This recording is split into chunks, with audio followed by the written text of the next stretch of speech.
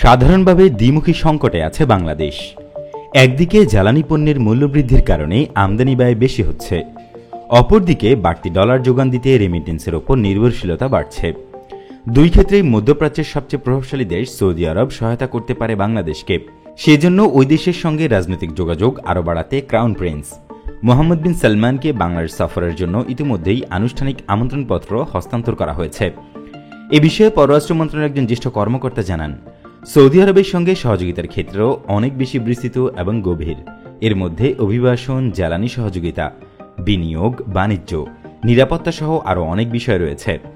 চলমান বৈশ্বিক সংকটের সময়ে বড় অর্থনীতির দেশ সৌদি আরবের সঙ্গে বাণিজ্য ও বিনিয়োগ বাড়াতে বিভিন্ন ধরনের আলোচনা অব্যাহত রেখেছে বাংলাদেশ।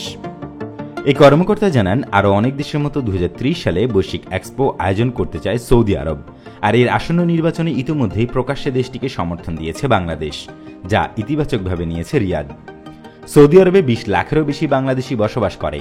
দেশটি থেকে প্রতি বছর কয়েকশো কোটি ডলার রেমিটেন্স পাঠান প্রবাসীরা, যা বাংলাদেশের আমদানি ব্যয় মেটাতে বড় ধরনের সহায়তা করে। এ বিষয়ে সরকার একজন কর্মকর্তা জানান, সৌদি আরব প্রতিদিন কয়েক হাজার বাংলাদেশিকে শ্রমিক ভিসা দিচ্ছে, যা মধ্যপ্রাচ্যের অন্য কোনো দেশ দিচ্ছে না। এছাড়া করোনাকালে টিকাসহ চিকিৎসা সেবা পেতে কোনো সমস্যা হয়নি বাংলাদেশিদের। বিশ্বের সবচেয়ে বেশি তেল উৎপাদনকারী দেশ হচ্ছে সৌদি আরব। বাংলাদেশের প্রয়োজনীয় জ্বালানির বেশিরভাগ আমদানি করা হয় মধ্যপ্রাচ্যের বিভিন্ন দেশ থেকে। এ বিষয়ে পররাষ্ট্র মন্ত্রণালয়ের কর্মকর্তা জানান, বাংলাদেশ বিভিন্ন উৎস থেকে তেল বা গ্যাস আমদানি করে থাকে। বর্তমানে একটি সংকটময় পরিস্থিতি বিরাজ করছে। এই সময় সৌদি আরবের সঙ্গে দীর্ঘমেয়াদী সহযোগিতা সম্ভব হলে লাভবান হতে পারে বাংলাদেশ।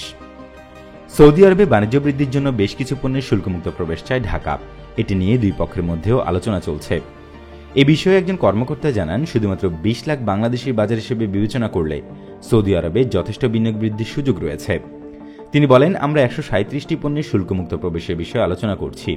এছাড়া সৌদি আরবে মাছ, ওষুধ, ইলেকট্রনিক্স, হালাল মাংস, চামড়াজাত পণ্য, তৈরি পোশাক, সিরামিক্স সহ অন্যান্য পণ্য রফতানি করার সুযোগ আছে বলে তিনি জানান।